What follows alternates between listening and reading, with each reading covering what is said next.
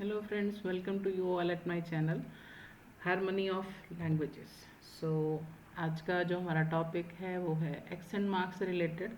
And पिछली video में हम लोग बेटा पढ़ चुके हैं अल्फ़ाबेट्स के बारे में, और इसके अलावा हम इसमें रूल्स एंड रेगुलेशंस के बारे में पढ़ चुके हैं कि किस तरीके से हमने जो है किसी वर्ड को प्रोनाउंस करना है। फ्रेंच के अंदर ये चीज़ें बहुत मैटर करती हैं कि उसकी प्रोनाउंसिएशन किस तरीके से है।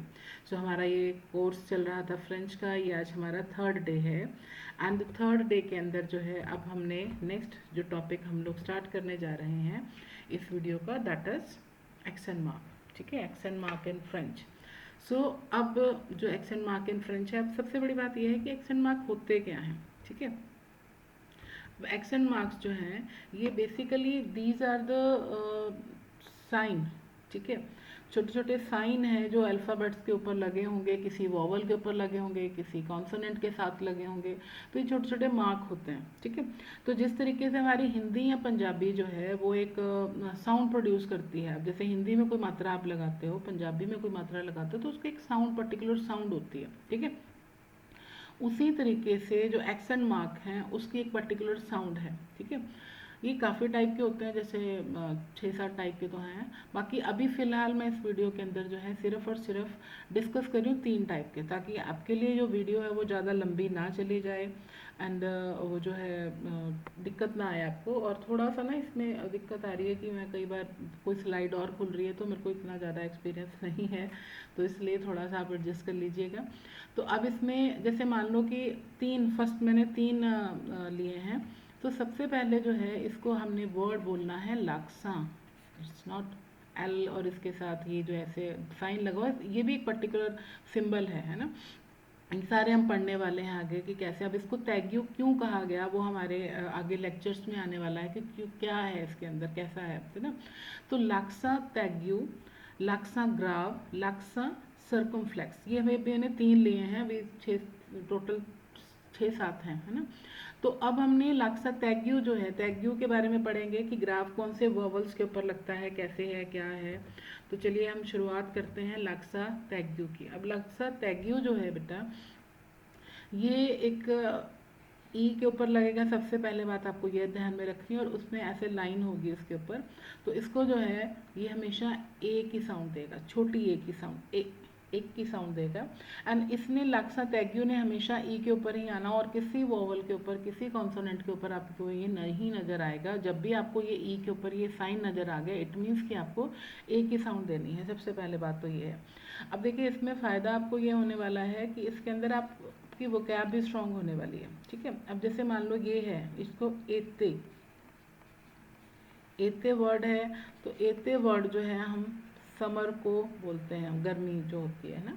उसके बाद पासे वर्ड है, इट्स पासे। तो पासे जो है वो हमेशा पास्ट को रिप्रेजेंट करेगा। ठीक है जी। इसके अलावा जो है हम इसके साथ और वर्ड हम कौन से ले सकते हैं, जैसे कि काफ़े, है ना। काफ़े है तो काफ़े वर्ड जो है कॉफ़ी को रिलेट करेगा। ठीक है जी। फिर उसके बाद मार्शे वर्ड है, मार्शे। अब देखिए सभी अभी सिर्फ भूल जाइए, बाकी सारी चीज़ें आप सिर्फ और सिर्फ उसके एक्सेंट मार्क, ये जो ये लगाया हुआ है मैंने, इसकी तरफ आप देखिए, तैग्यू की तरफ कि किस तरीके की साउंड देनी है इसमें, है ना। और उसके बाद है ये एकोते ना। एकोते मीन्स जो है लिसन, सुनना किसी चीज़ को। मार्शे का मतलब होता है मार्केट। ठीक है, मार्केट का मीनिंग है, बीच में लाइट का है थोड़ा सा।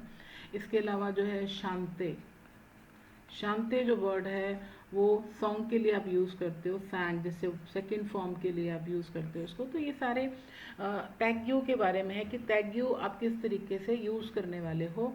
ई के ऊपर आएगा, और ई के ऊपर ऐसे राइट हैंड साइड पे एक डंडी लगी होगी छोटी सी, और उसमें ये एक की साउंड को प्रोड्यूस करेगा। ठीक है, अब हम चलते हैं नेक्स्ट साइन की तरफ, दैट इज लाक्सा ग्राफ। अब ये जो लाक्सा ग्राफ है ये क्या है कि ये जो है साइन ए, ई या यू के ऊपर आने वाला। अब देखिए आप इसमें ना, आप इसकी महानता देखेंगे कि अगर ये नहीं लगता है या क्या लगता है तो क्या इसका मीनिंग निकलने वाला है। ठीक है, अगर हम पहले यू की बात करें, अगर देखिए ये ऐसे लगता है अगर, है ना, तब तो ये साउंड है और।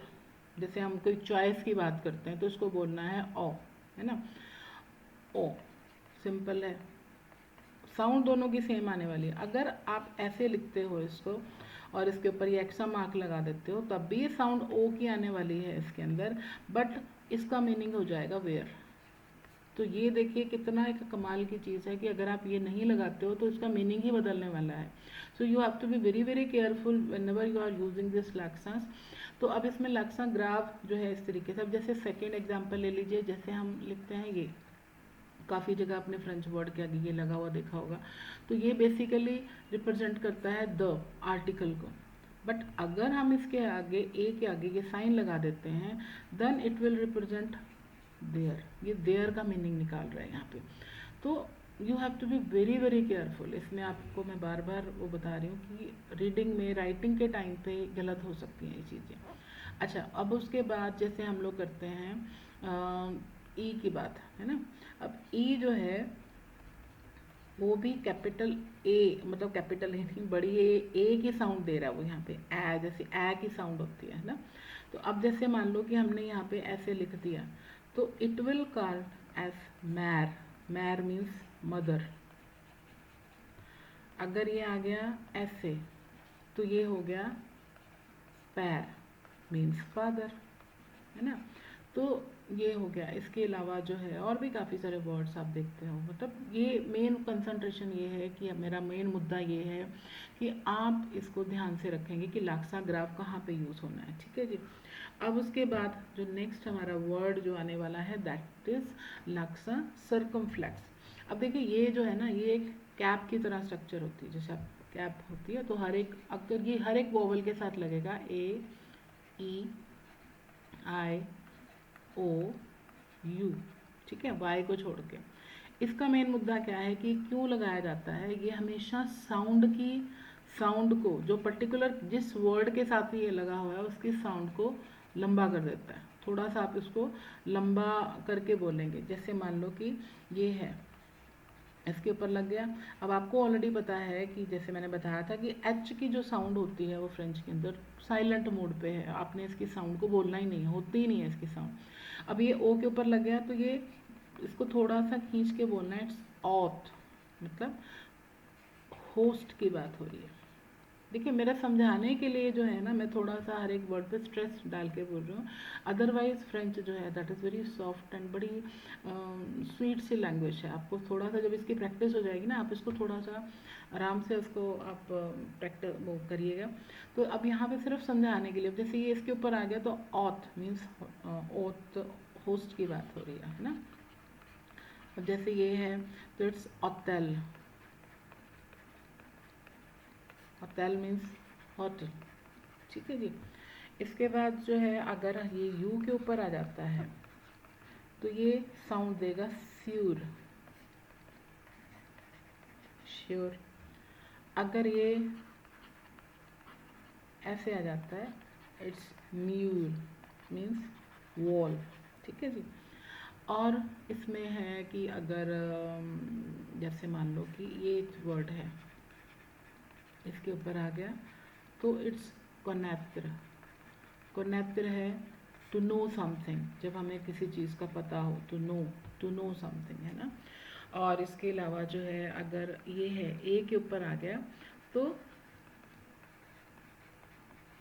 आम मीन्स सोल, आत्मा, ठीक है। और इसके ऊपर जो है मतलब और काफ़ी सारे वर्ड हैं इसके, जैसे मान लो कि न्यूर हो गया, है ना। तो काफ़ी इसके अंदर ये जो है सर्कमफ्लेक्स है that is very very important. तो कैप का आपको ध्यान में रखना है कि किसी वोवल के ऊपर जब कैप आ जाएगी उस पर्टिकुलर साउंड को आपने लंबा कर देना है, ठीक है। तो ये तो हो गया लेक्सा, ये जो है सर्कमफ्लेक्स, ठीक है। अब हमने जो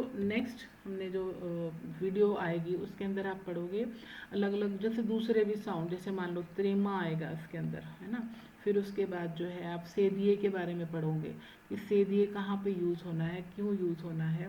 इसके अलावा जो है आप लेपोस्ट्रोफ की बात करोगे। अब जैसे मैंने पिछली स्लाइड में अगर आप देखने होगा तो आपने ये देखा था ना, ये चीज़ आपने देखी है। तो ये जो है इसको अपोस्ट्रोफी एस जैसे हम डालते हैं ना, तो उसको लपास्ट्रोफ बोलते हैं। तो अब ये जो है हमारे नेक्स्ट वीडियो के अंदर आने वाला है कि इसको किस तरीके से आपने बोलना है, ठीक है। सो आप कंटिन्यू रखिएगा। ये लेक्चर 3 था हमारा। अब आगे हमारा लेक्चर 4 आने वाला है, इसी से रिलेटेड होगा, इसी का पार्ट होगा। So thank you very much, बहुत बहुत शुक्रिया आपका, मर्सी बोकू।